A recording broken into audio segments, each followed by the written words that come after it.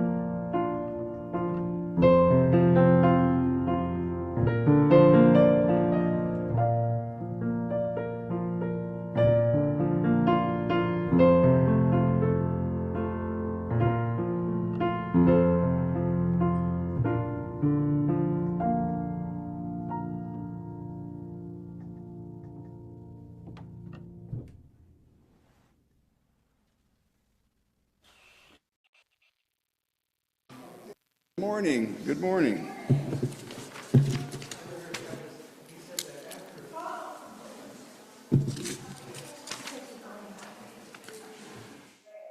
We ring this bell 3 times. The first is to call us back into covenant. We are on the land of the Muwekma tribe of the Ohlone people, land which they never ceded. They were displaced, colonized, their land taken. Now they seek to regain their land as well as pass on their heritage, customs, and culture to their descendants. Everything we do to restore their rights, equality, and sovereignty is working our way back into covenant. Well, it's a small bell, like a Liberty Bell. A second calls us into relationship with ourselves and one another, to recognize broken promises, unhealed hurt, lingering scars, where being right was more important than being whole. We intentionally gathered to invite an ever-widening circle of compassion, commitment, and solidarity until we are all beloved to one another. And the third calls us into relationship with our children and our children's children, out to the 7th generation, helping us realize that what we do now or fail to do will be felt by those who come after us.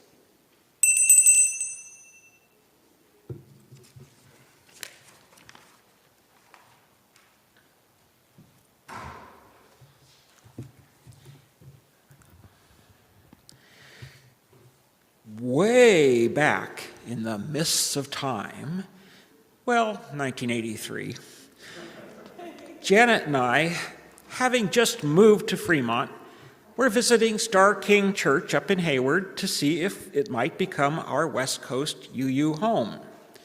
Whom should we meet there but Steve and Kathy Walcave and Tom and Barbara Myers, two of the founding families of Mission Peak, whom we had met that spring at the Fremont Unitarians, a forming congregation,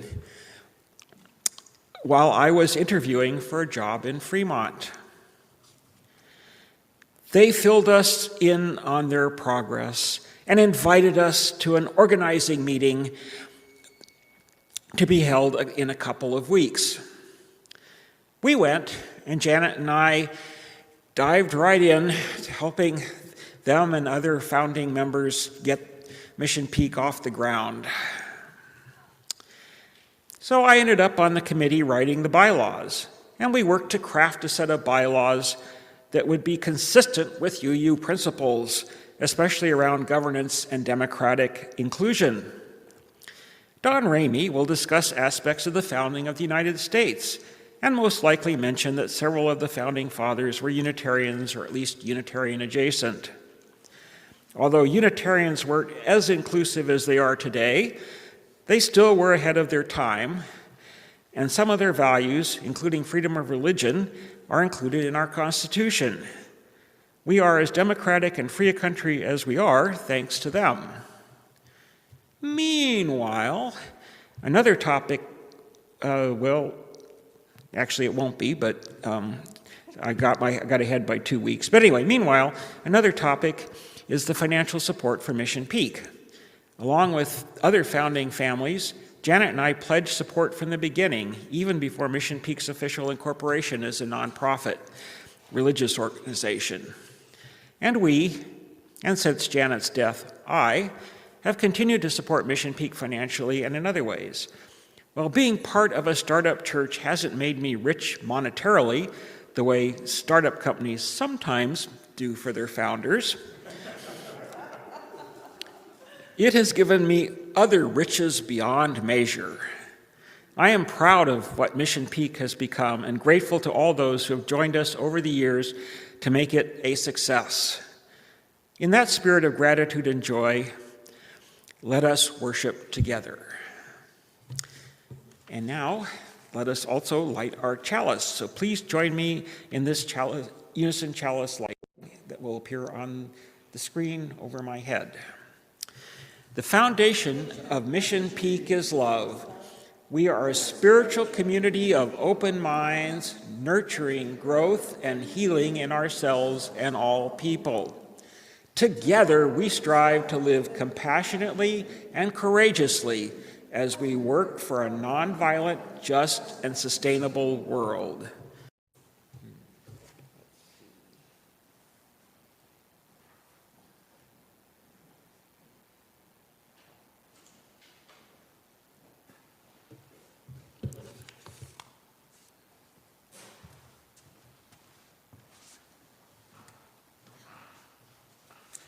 morning. My name's Beth Schaefer, and my pronouns are she, her, and I'm a member of the board. Let me start out with just one announcement today, and it's sort of a heads up. Mission Peak has been asked to join a lawsuit regarding the ordinance about unhoused people that was recently passed in the Fremont City Council. And we just want to let you know that the board will be discussing this opportunity, and we'll send you more information by email very soon, so you can have a heads up for that.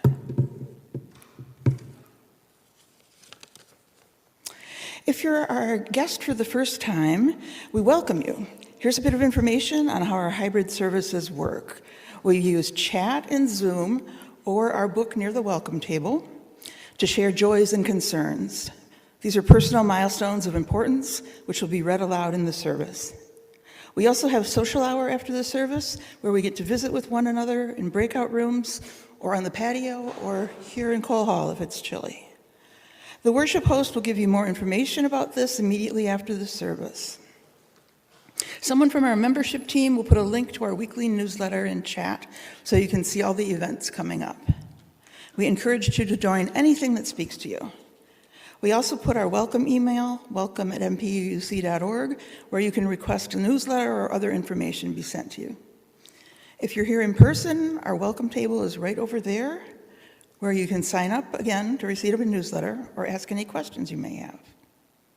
Finally, please make sure your mobile devices are silenced.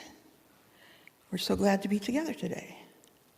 And let's end by asking everyone in Zoom land and everyone in Cole Hall to wave to one another and feel the joy of being one large beloved community. Welcome and thank you to our members and friends, near and far.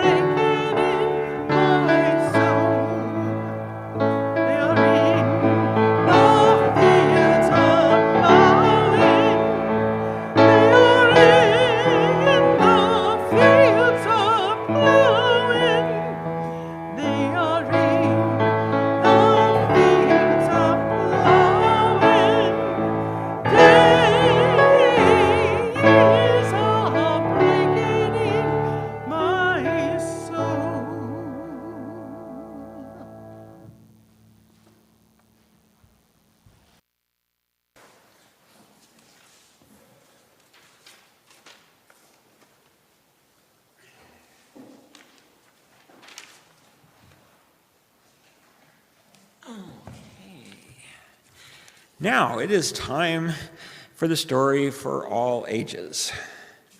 So, all of you who are young at heart, listen up. This story is called All Are Welcome Here by Alexandra Penfold, illustrated by Suzanne Kaufman.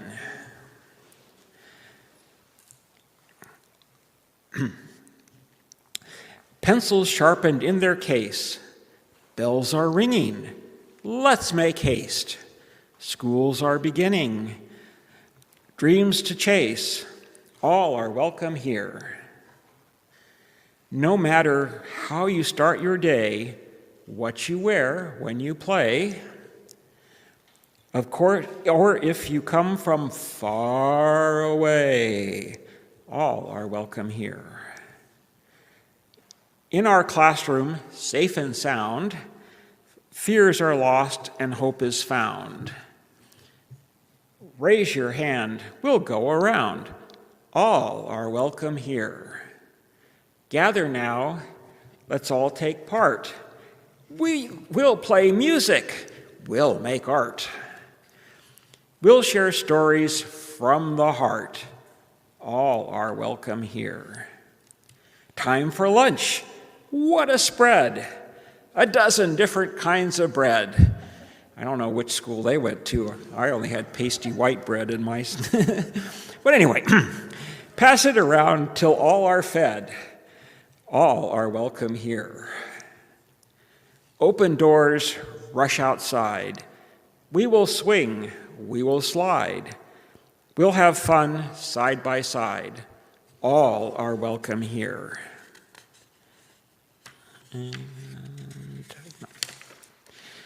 We will learn from each other. Special talents we'll discover. There's a big world to discover. All are welcome here. So much to learn, so much to do. And when the busy day is through, can't wait to come back, start anew. All are welcome here. You have a place here. You have a space here. You are welcome here.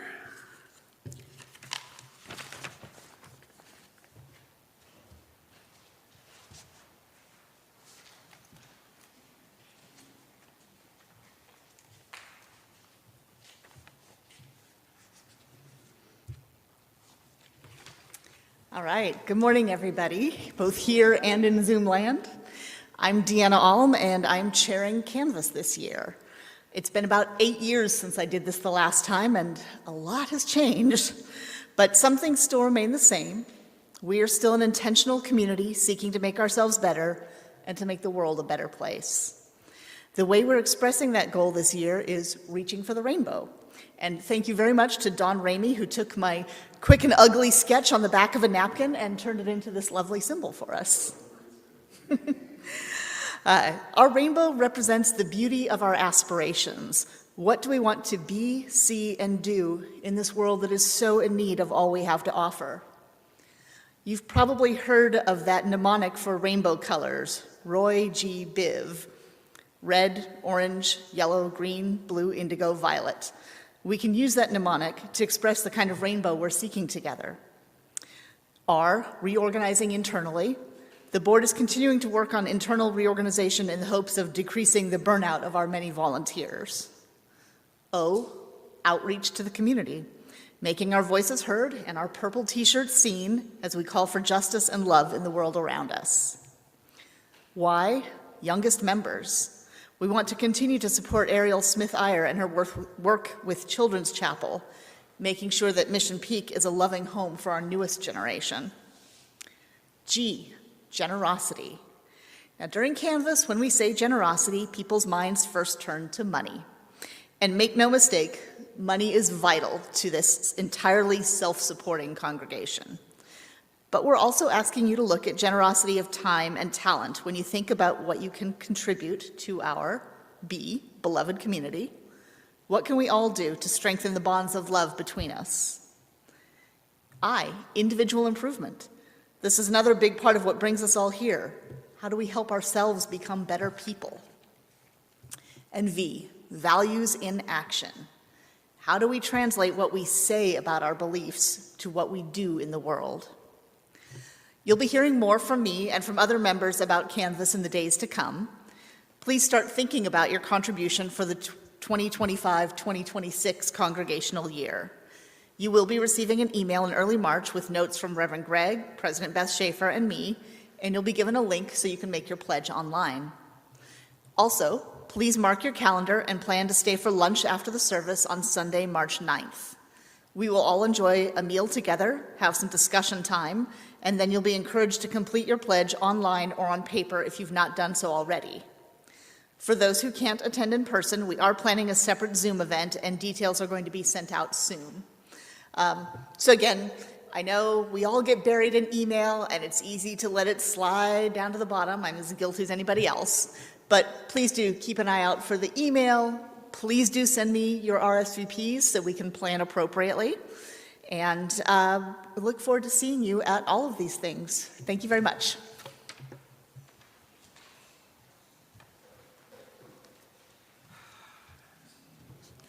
And speaking of all that,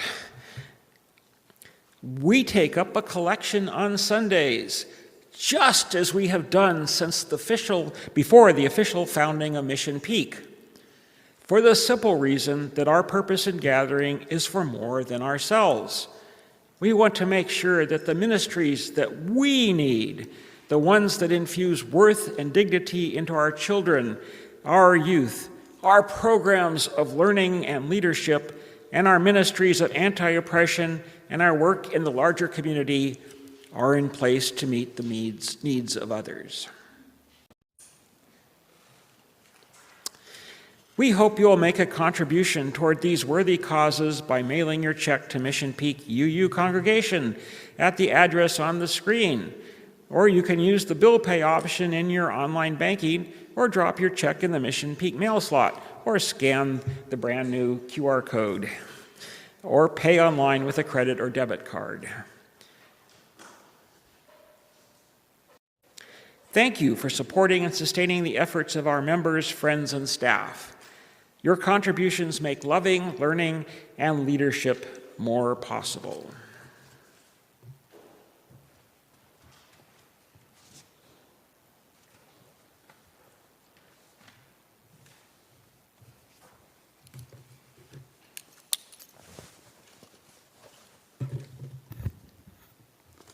One of the things that allows us to find hope and meaning, especially in the hard times, is the love and support we show one another. If you have a joy or concern that by sharing with this caring community might bring the encouragement or resilience you are needing, please write it briefly now in the chat.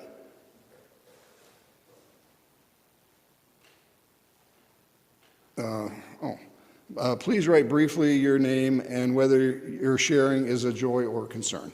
If you are here just in person, you can use the book by the welcome table. Please write clearly, and if you'd like to place a stone for a joy or concern, you may do so while the music plays. If your need is personal, you can also send an email to our minister for a follow-up conversation.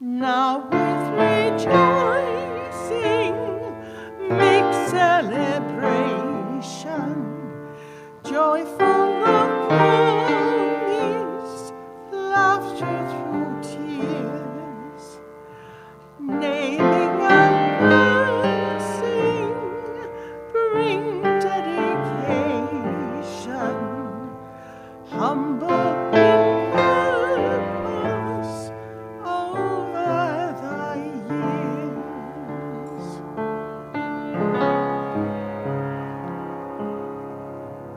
Wonder of wonders, life is beginning, fragile as blossom, strong as the air, shaped in a person, love has new meaning, parents and people sing at its birth. Now with rejoicing make celebration, joyful of promise, laughter through tears, naming and blessing, bring dedication, humble in purpose over the years. Thank you. Very beautiful. In our book here, we have a by Mary Roach, an American author. Heroism doesn't always happen in a burst of glory. Sometimes small triumphs and large hearts change the course of history. Sometimes a chicken can save a man's life. I puzzled over that one. It's possible. Then the second one is Dreams by Lupita Nyong'o, an American actress. She says, dreams are the foundation of America.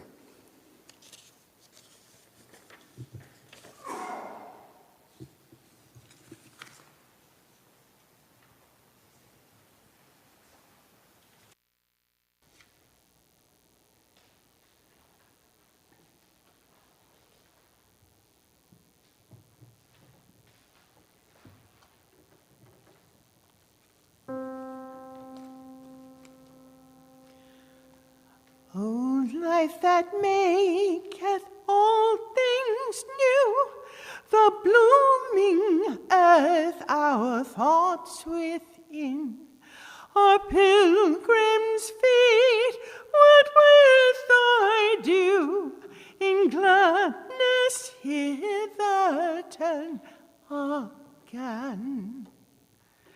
From hand to hand the greeting flows, from eye to eye the signals run, from heart to heart the bright hope glows, the seekers of the light are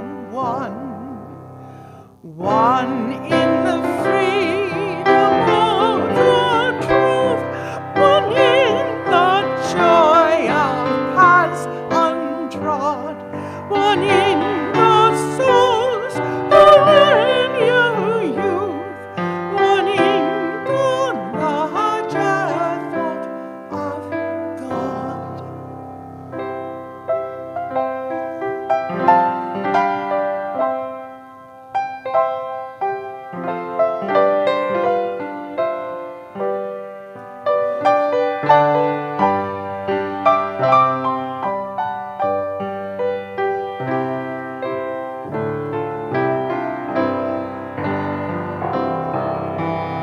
The freer step, the fuller breath, the wide horizon's grander view, the sense of life that knows no death, the life that maketh all things new. All things new.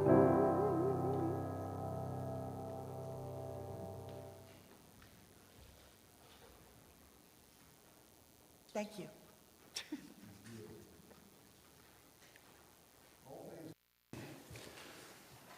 The kind of representative democracy we have in the United States was formed at the Constitutional Convention in 1787.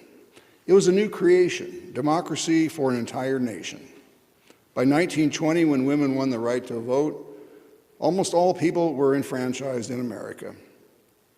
Then persons as young as 18 were invited into the electorate in 1970 by another amendment. The founding fathers of the United States had built something both durable and flexible.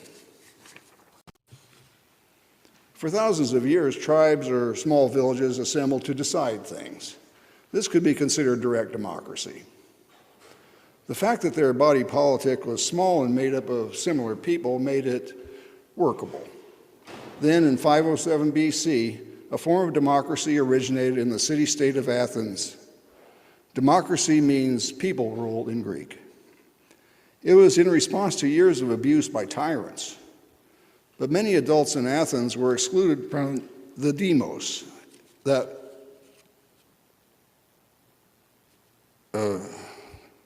so it was not a true democracy.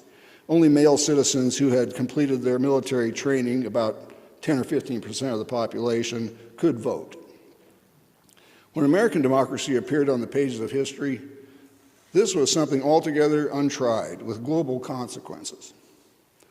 The idea persists that the founding fathers at the time of the Revolution were Christians, and therefore this is a Christian nation.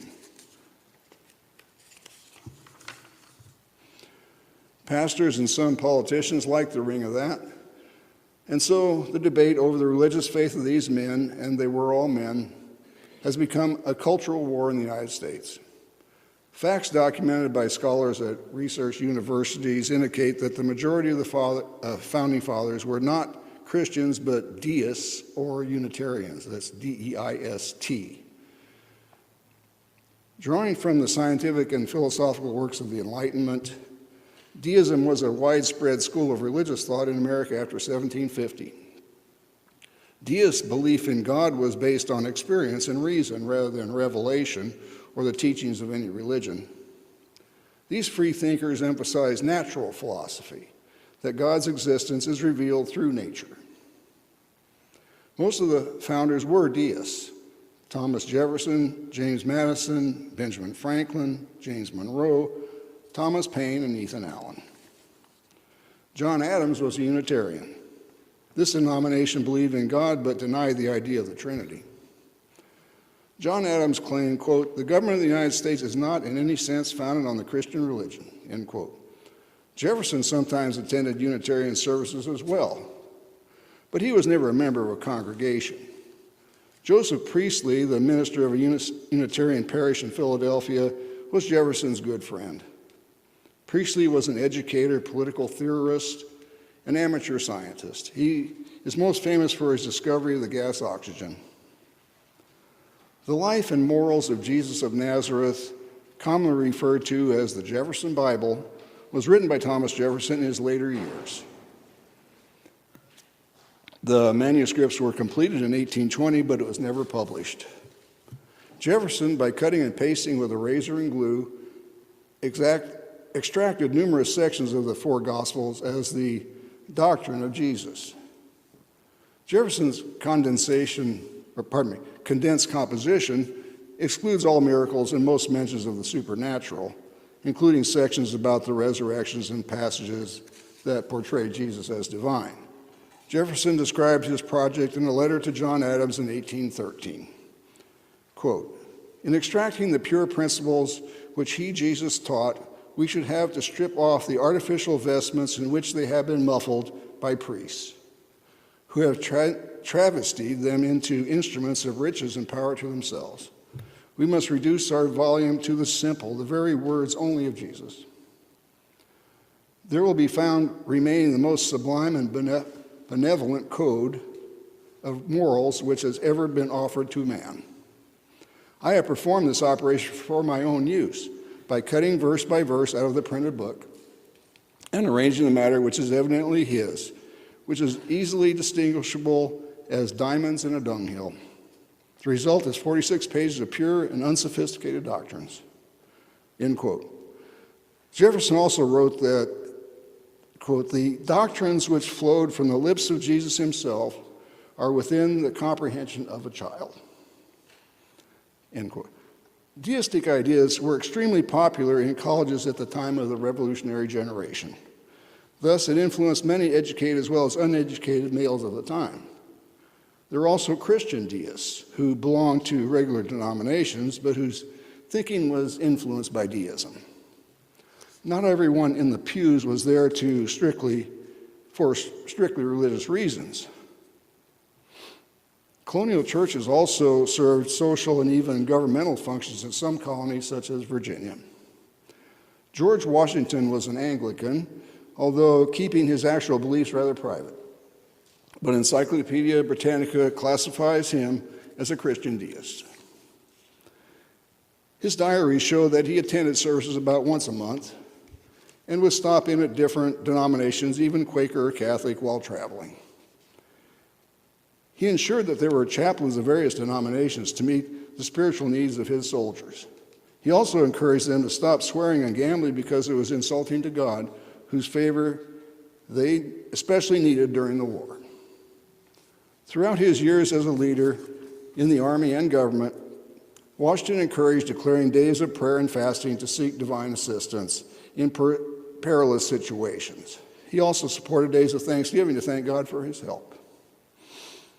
Shortly after Washington's inauguration as president, he wrote that he would never have signed the Constitution if he thought it would have endangered the religious rights of any group.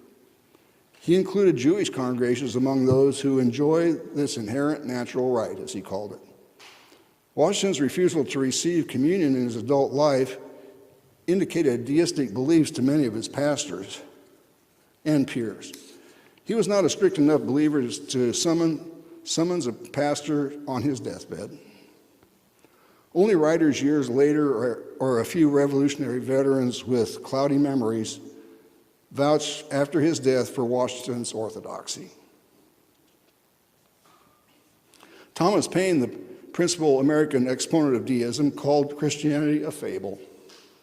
Paine postulated a distant deity whom he called nature's God, a term that came to be used in the Declaration of Independence. Paine made a profession of faith, as he called it, writing, quote, "I believe in one God and no more. And I hope for happiness beyond this life. I believe in the equality of man, and that religious duties consist of doing justice, loving mercy, and endeavoring to make our fellow creatures happy." End quote. There were some conservative conforming Christians among the founding fathers. These included Samuel Adams, a staunch Calvinist. John Jay served as president of the American Bible Society. Also evangelical Christians were Patrick Henry, who distributed religious tracts, and Elias Boudinot, who wrote a book about the imminent Second Coming. Although traditional Christians participated at every stage of the new republic, deism influenced a majority of the founders. The religious movement of deism promoted moral improvement and social justice. It stood for religious toleration. Universal education, freedom of the press, and separation of church and state were advocated by many deists. If the nation owes much to the Judeo-Christian tradition, it is indebted to deism directly more. These doctrines of rational inquiry and these doctrines of rational inquiry and equality encouraged the founding fathers to embrace liberal political ideas remarkable for their time. Thomas Jefferson is responsible for the then novel concept of separation of church and state, enshrined in the First Amendment of the Constitution. Founding fathers like Jefferson were concerned about allowing religion to cross over the wall into politics and introduce beliefs and practices into the laws. They thought this would create a polarizing environment that could make policy decisions and national leadership difficult and contentious. There was concern in the early years of our nation that religion could be used to pressure citizens to conform to the preferences of a particular faith. Jefferson, like many of his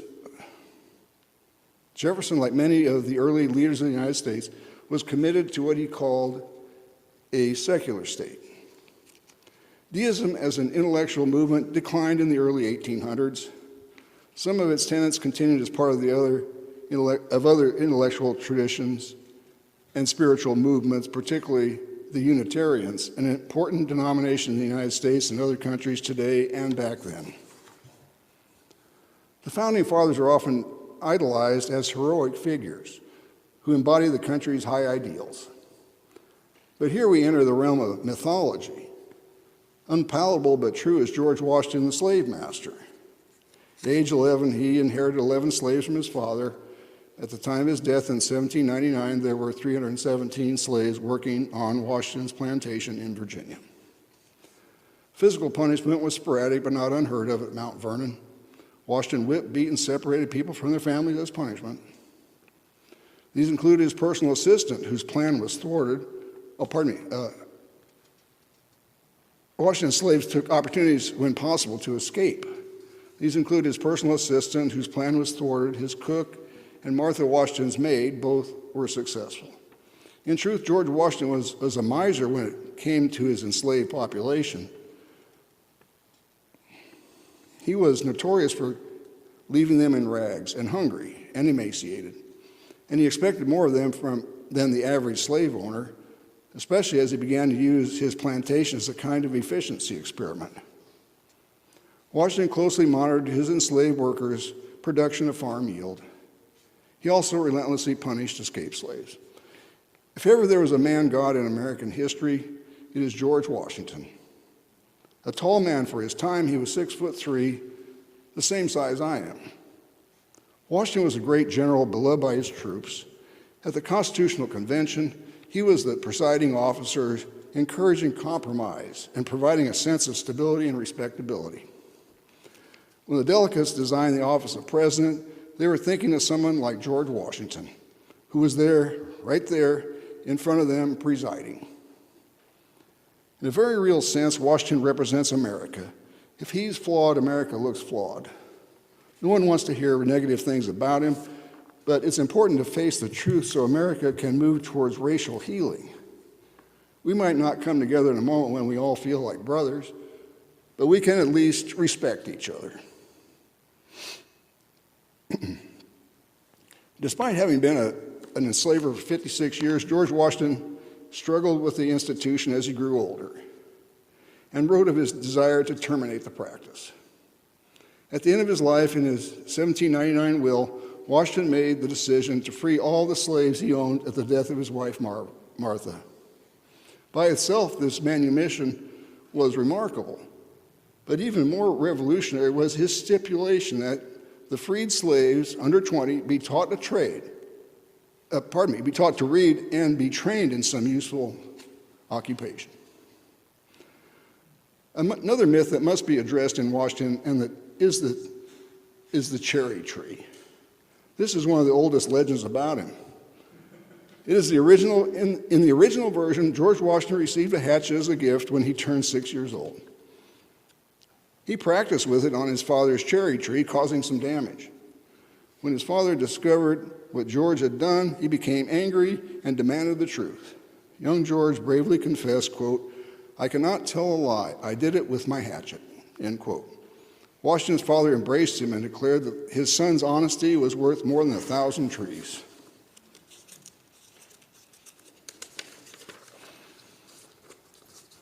George Washington's father was Augustine Washington, born in 1694 in Virginia. He was the father of 10 children, including George. This iconic tale of exemplary honesty was invented in 1806 by one of Washington's first biographers, a traveling minister and bookseller, Mason Locke Weems. Washington had died in 1799. Weems wrote his publisher the next year, quote, "Washington, you know, is gone. Millions are gaping to read something about him. My plan, I give his history sufficiently minute, then go on to show that his unparalleled rise and elevation were due to his great virtues," end quote. The Life of Washington the Great, which was the book, was a bestseller. Making money was obviously one of Weems' prime motives, He was also a Federalist, an admirer of order and self-discipline. They're kind of the Republicans of that period. The cherry tree myth and other stories carry the intended message. His father had died when George was only 11 years old. There's almost no surviving historical evidence about Washington's relationship with him. And Weems' claims have never been proven. They didn't even appear in the first edition of his biography in 1800, but the fifth edition of 1806. William Holmes McGuffey turned Weems' tale into a children's story to be included in his textbooks. McGuffey was a Presbyterian minister and a college professor who wrote about teaching morals and religion to children. First published in 1836, McGuffey's Readers remained in print for nearly 100 years and sold over 120 million copies. It taught the myth of the cherry tree to millions of American school children. The story appeared elsewhere in P.T. Barnum purchased an elderly enslaved woman, Joyce Heth, in 1835. He made her into a sideshow attraction, billing her as the slave who had raised George Washington. If true, this would have made her 161 years old. Probably wasn't true. The stories she told about Washington, including the cherry tree myth, were right out of Weems' writing. Many people saw Heth as credible because she was telling stories they already knew. The cherry tree myth has endured for more than 200 years. It remains influential in America's beliefs about Washington. It's not honest to place the Founding Fathers on such high pedestals. An important part of America's founding, and not so glorious, was the oppression left in place of everyone not a white man. It wasn't a revolution for all people. In March 1776, Abigail Adams wrote to her husband, John Adams, while he was serving in the Continental Congress, planning the new nation. The future First Lady wrote in part, quote, "I long to hear that you have declared an independency. And by the way, in the new code of laws, which I suppose it will be necessary for you to make, I desire you would remember the ladies and be more generous and favorable to them than your ancestors. All men would be tyrants if they could. If particular care and attention is not paid to the ladies, we are determined to foment a revolution of our own and will not hold ourselves bound by any laws in which we have no voice or representation." End quote. She actually said more, that's the heart. 2 weeks later came his reply. It reads, in part, quote, "This is rather too coarse a compliment, but you are so saucy. Depend on it, although our masculine systems are in full force, you know they are little more than theory. We dare not exert our power in its full latitude. We are obliged to go fair and softly in practice. You know that we are the subjects. We have only the name of masters." End quote. In other words, trust us to take care of you. It would be 144 years before the women of the country would win the right to vote. Yeah, there she is. We want an America for all people. We don't want anyone left out. The Enlightenment brought two lasting legacies. One was a scientific method in place of blind acceptance of ideas on faith. The other great flower was democracy. Democracy rose to overturn two tyrannies, rule by monarchy and orthodox religion in the political arena.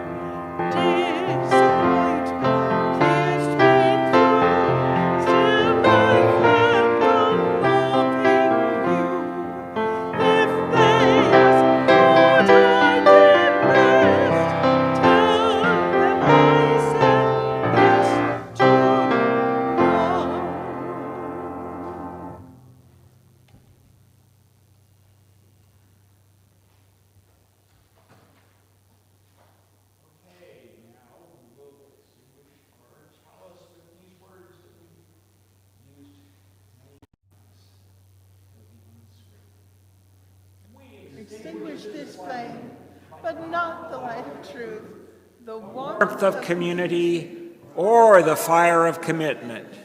These we carry in our hearts until we are together again.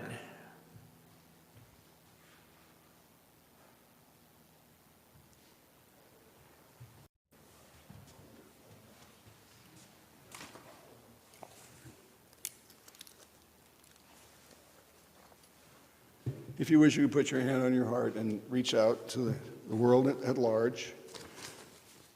Reverend Joseph Lowery, the civil rights leader, offered a prayer at the inauguration of Barack Obama in 2009. These are some of his words.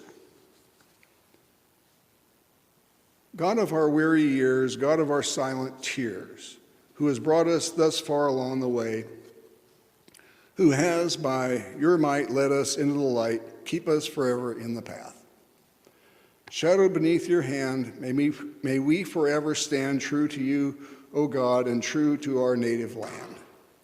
We give thanks for the glorious experience we've shared. Our faith does not shrink, though pressed, for we know that that you are able and you're willing to work through faithful leadership to restore stability, mend our brokenness, heal our wounds, and deliver us from the exploitation of the poor and the least of these. All those who do justice and love mercy say amen. Amen.